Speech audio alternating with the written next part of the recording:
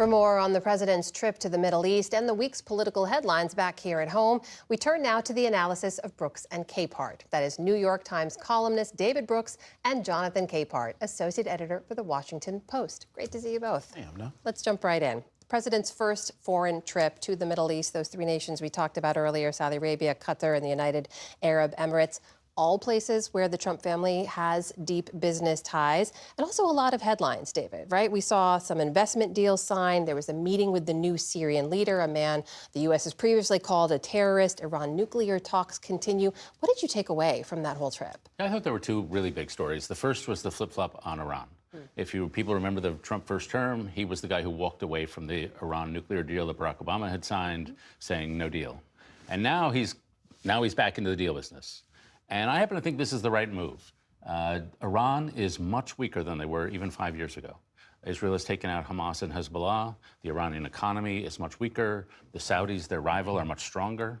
And so they're much more inclined, I think, to do a deal than they were at any time in the last 15 years. And so I'm glad Trump is exploring this. I think it's the right move. The second big thing, I think, on the speech, on the trip was the Riyadh speech. Yeah. And that was a speech in which he defined his foreign policy. And he basically, all of American history, at least since post-war, is like, we care about democracy. We don't like it if you're throwing people off roofs. Like, we don't like it if you're murdering journalists. Yeah. Like, we don't like that stuff. And that was partly realpolitik, the idea that tyrants are more likely to be expansionist and destabilizing, but also who we are as Americans. Like, we do have a moral foreign policy. And the two key pieces of the Trump speech were, we're not going to tell you how you run your country. You want to blow off some journalists you don't like? That's your business. And the second was, we're not in the nation-building business anymore. We're just staying out. And that's a pretty sharp reversal of what had been 100 years of bipartisan foreign policy.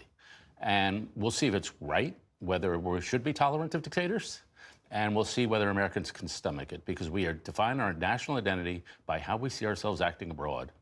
And if we become amoralists, then that'll shift how Americans think of their own country. Jonathan, what did you make of the trip? So I look at the trip, I guess it was an old Western, the good, the bad, and the ugly.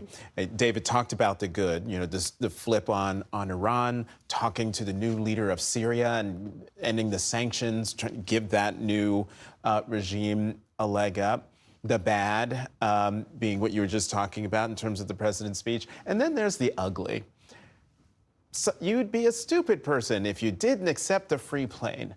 And the idea that the president of the United States is going to take a hand-me-down plane, a 13-year-old plane from a foreign country, just on its face, is horrendous. And yet he's insisting on it. And so even though he's done, some, objectively speaking, good things on this trip, it has been overshadowed by the plane from Qatar, but also, to Laura's huge story. Yes. Interwoven in there is these deals that the Trump family is just mixed into completely.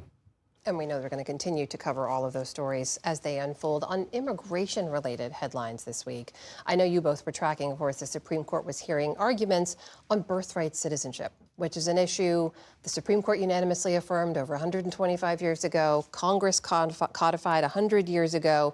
And then we end this week with the news that the Department of Homeland Security is considering backing a reality show in which immigrants compete for citizenship. And I should note, our Laura Barone-Lopez spoke to the producer who said, it's not like we pit people against each other. We're celebrating their journey. It's people in the process, but someone has a chance to basically win getting to the front of the line. Just the way that we're talking about who gets to be American right now. David, how are you looking at this? Yeah, a couple things. First, we have birthright citizenship in this country. We've had it, as you said, since the 14th Amendment at least. Yeah. The European countries, by and large, do not. Asian countries, by and large, do not. African countries, by and large, do not. If you look at the countries around the world that have birthright citizenship, they tend to be in the Americas. And that's because we saw ourselves as a certain kind of country, as a country that welcomed a lot of people, and a lot of people came here, and then their kids were born here, and we said, welcome, you are one of us. And that, again, just like the foreign policy, is a long-standing tradition of America and a certain conception of what America was.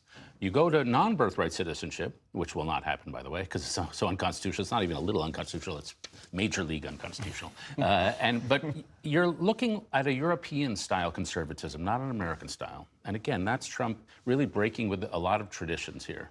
I was struck by Brett Kavanaugh asked the Solicitor General in the Supreme Court, suppose a baby is born. What's going to happen to that baby without birthright citizenship? And the Solicitor General said, I don't know. We don't have a plan for that. You'd think you'd have a plan for that. And then finally, on the game show or whatever, the reality show, I have to confess, like, I've never seen a reality show in my life, so... You've never seen a single reality show in your life, David Brooks? I have not seen the Housewives of Bethesda, Maryland. I have not seen He knows Love what is they are. Love is Blind. I did not see Duck Dynasty. That's another one. So it's just not... I'm bad with emotional drama. Okay. But if we're going to be in reality television land, I frankly, and this is counterintuitive, I think it would be okay if Americans saw what immigrants are really like. And that immigrants are not like rapists and gang members. They are people who generally love this country and want to show that they are here. And the guy who was allegedly conceived of the show is an immigrant. It occurred to him during his naturalization ceremony. And if Americans could see a naturalization ceremony, that alone would do a lot to improve how Americans think about immigration.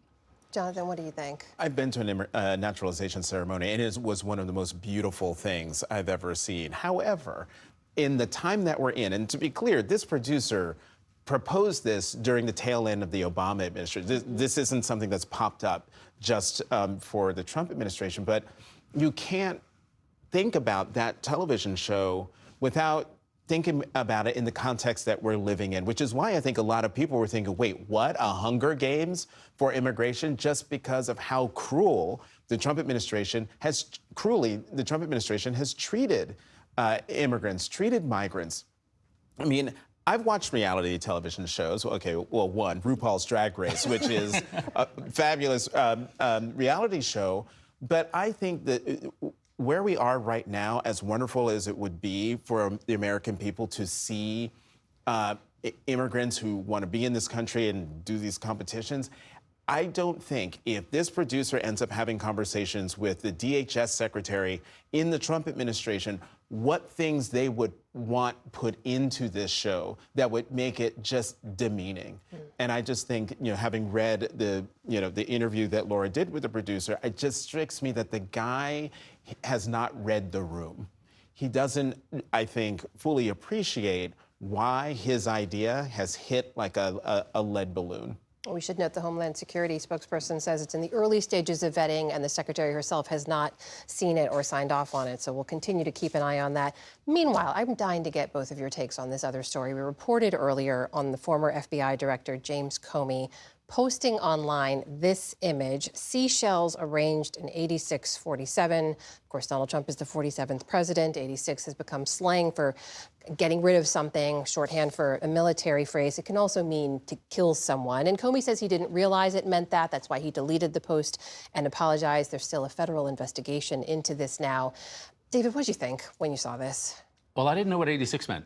And so I only knew the kill. So I thought it's incredibly that it's a call to violence. That was my first assumption. I've now learned a lot more about diner slang. Okay. And apparently starting in the 1920s, when you were out of something, you wrote 86. That's right. Yeah. And I've learned that if there was a pretty girl at the table, you wrote 89. I knew none of this. That I did not know. Learning so much from David Brooks today. And so I don't know Comey. I know a little about him. We've exchanged emails. He's a very earnest, intellectual guy.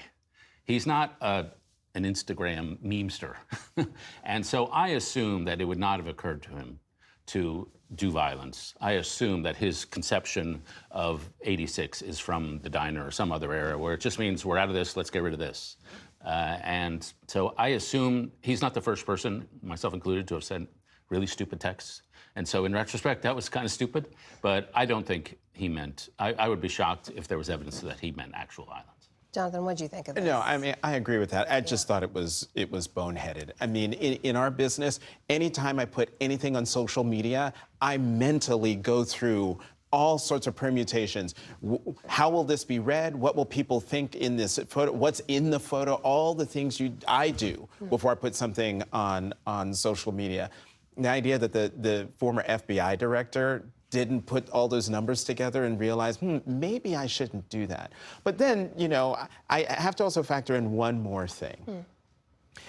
James Comey does indeed have a book coming out on May 20th, the same day as mine.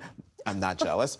But what are we doing right now? We're talking about James Comey. That's right. And so from selling a book perspective, and again, I don't know if this is why, this is part of some master plan to sell the book, but I just think the timing is very, very interesting. This is why I wanted to put the question to you, to get your takes, to learn about diner Following slang. Jonathan's social media tonight, because I think there's going to be a counterattack. Tonight. There's a reality show in your future, too, David. I can see it. Watch RuPaul's Drag Race. It's really fun. Jonathan Capehart, David Brooks. Great to see you both. Thank you so much. Thanks, Amna.